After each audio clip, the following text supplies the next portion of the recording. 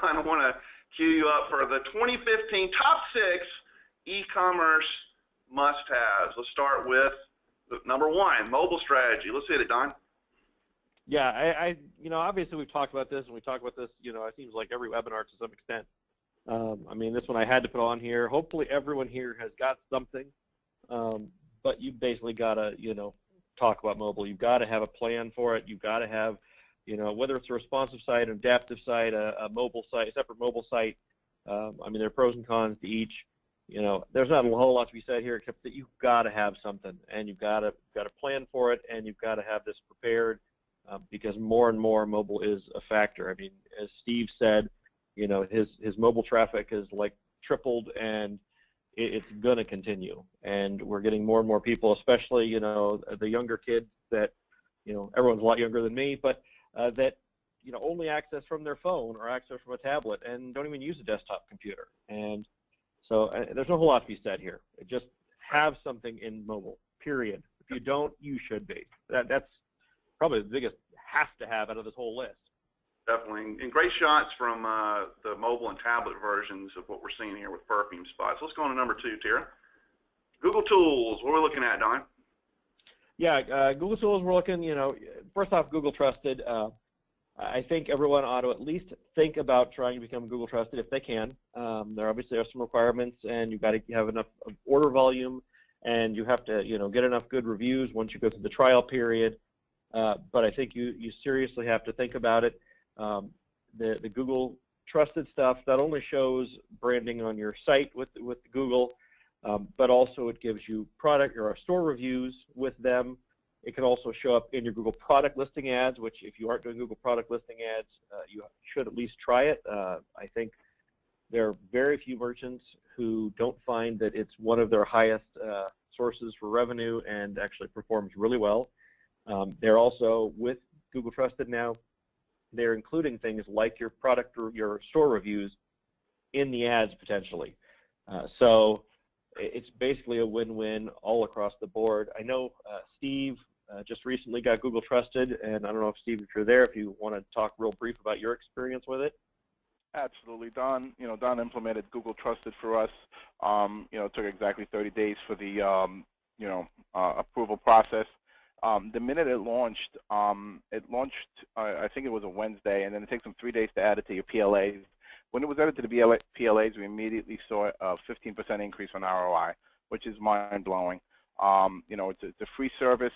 It's kind of a no-brainer, and I don't know, if you want to talk about it, but Google talking about that buy button coming out. I think that's going to be associated with this trusted store, and it kind of, if you have the volume and you have the service, it's a no-brainer. Gives confidence to everybody, but PLA advertising has really just jumped 15% for absolutely zero cost. Wow. Yeah, so I think it's certainly something everyone needs to at least think about or try. Obviously no stores are identical, and you can't say everything works for everybody, but I can't speak more strongly to at least giving it a shot if you can. Okay. Number 2 is reviews. Moving to reviews, yeah, product reviews. I think this is something that everybody is used to having now. I know that as I'm looking at products, I'm frequently flopping around trying to find reviews on products before I buy them. I think if you implement product reviews, not only is it good to have it on your site, and when you show the vigilant combo in the bottom right, you also want to make sure that if you're going to do it, try to make an active effort to get them when you start this out of the box. It's great to grow your reviews organically, but when you start out, if you've got no product reviews, it's going to look a little sad if you don't have them. So if you've got order history and you've got customers you can reach out to get reviews, to solicit them, it's a great way to sort of seed it and get it started. And people use them. I mean, they believe them. Whether they're all true all the time, who knows? But people believe them. And then with the proper markup, we'll talk about shortly, you can actually get some of this stuff to show up in your actual Google results, which helps. You also want to look at getting store reviews. And this is, obviously with Google Trusted, we see in the top right there, you get store reviews included with your Google Trusted stuff.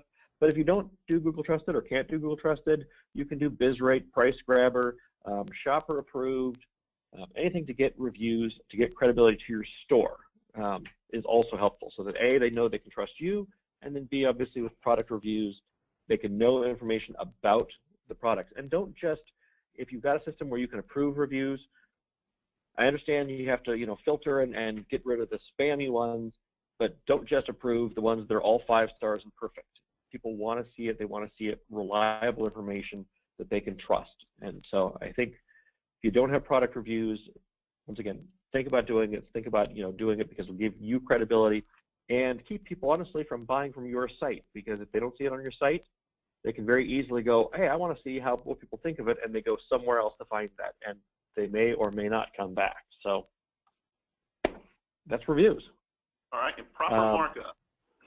Proper markup. I had to put in a geek one. This is a geek one. It's not anything you're going to see on, this is what you got to know what you're talking about, but there's 2 in particular things that I wanted to mention here, and one is schema.org markup. There are a couple other formats, RDFA and micro formats that can also be used, but schema.org is sort of generally accepted by Google, Bing, Yahoo, all of them, and it's markup in your page to basically tell the search engine where's my price, where's the stock status, where's the brand, potentially depending on how your product reviews are done, your product review information, and they can use this stuff. I mean, the 2 examples here are to show how reviews can show up in Google search results, pricing can show, stock status can show, so it's another thing to show up.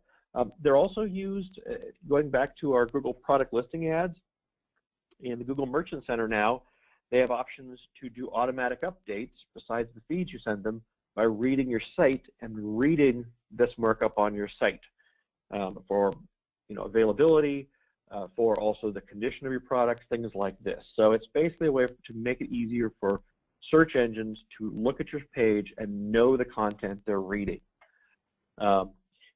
Also with, besides getting this handled, canonical tags I had to mention somewhere in here, so it fit in the geek one. Hopefully every store has got them on their site, but the main point of canonical tags is to avoid duplicate content issues from your own site. A simple way to try and explain this, if I put a link to your site from my site, but at the end of the link I put some question mark and a whole bunch of random characters or parameters or whatever, Google will go to your site and think that may be a different page than that same URL without those parameters on there. So it then starts to say, oh, you've got duplicate content issues. Canonical tags basically just tell Google, hey, whenever you come to this page, no matter how you get here, no matter what parameters are on the links, no matter what you did, here's the URL to the page that is my real page. And so that will help avoid the duplicate content issues. So I think everyone needs to look at doing that. I've seen a lot of cases lately where stores do not have the canonical tags, and we've got to get those installed.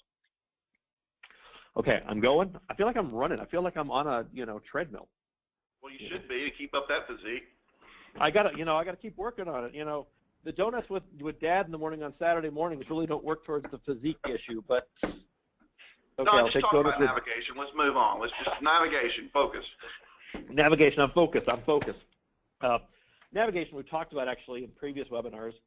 So I want to mention before I go into it, if you really want to see in-depth stuff on this, go to EY's Studio site and look in their blog. There's links to the previous webinars, and we've got a whole webinar that went over navigation, search, and everything. The main thing for me for navigation is make sure your navigation is clean, clear, not too jumbled, not too cluttered. Make sure you've got good quality search that can really help, because you want to be able to help people find the products quickly. I know it gets frustrated, can't find it. They're going to use 1, 2, or 3 of these combination of items. Last is filtering, where you've got a big section. You want to help people nail down what product is best for them. So all of these are very standard, and most of you have at least 1 or 2 of these, probably 2 at least of these. But just make sure it works well, and particularly with the navigation, make sure you've consolidated it. A lot of people start creating new sections in their site, and they just drop in the navigation, and you end up with this navigation that's 4 miles long. Please avoid that. It just doesn't make it usable. Get some friends to go try to navigate your site, tell them to find a product and see what they do. So that's my biggest thing with navigation, is just review your navigation and how you get to it. And then Number 6. Hey, Don, real quick please. before we go to number 6, got a question here from Ron. Terry, you want to read that? Yeah. He says that he's never used canonical tags before on his pages because they're very similar. He used a no index tag. Is that okay, or should he look into trying something different?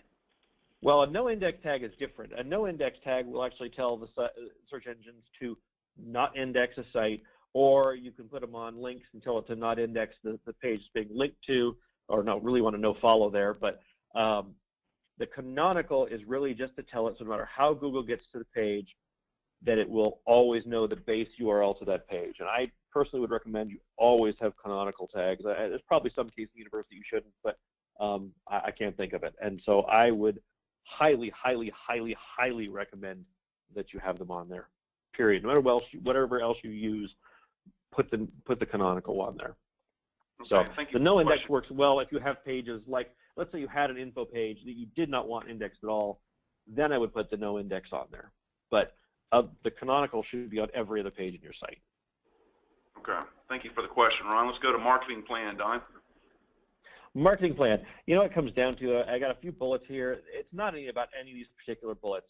The main point of the marketing plan is as you go into this fourth quarter, everyone gets excited. There are things coming. We're excited. You know, we're going to make more money during fourth quarter. Have a plan. Don't go in and just say, we'll see what happens. Hopefully it's good. You know, look at things like, can I offer free shipping, or how will I offer it, or, you know, when will I offer it? You know, am I going to offer deals to my customers through email, and how am I going to reach them? How often am I going to reach them? We're talking about more about this later, but you want to really plan that out in advance. Look at, you know, do you have a service for cart abandonment? There are pros and cons to every one of these, and if not cart abandonment, look at cart recovery. You know, so that once someone's left, can you bring them back? And then make sure you've got Google Analytics in and working, so all your ads, everything you're doing, you can track what works. What, you know, honestly, like we said before, I think what Steve said before and Jeff said before, the point is to sell. And so the analytics data is key to finding out what really worked, not just guessing at it, what really sold.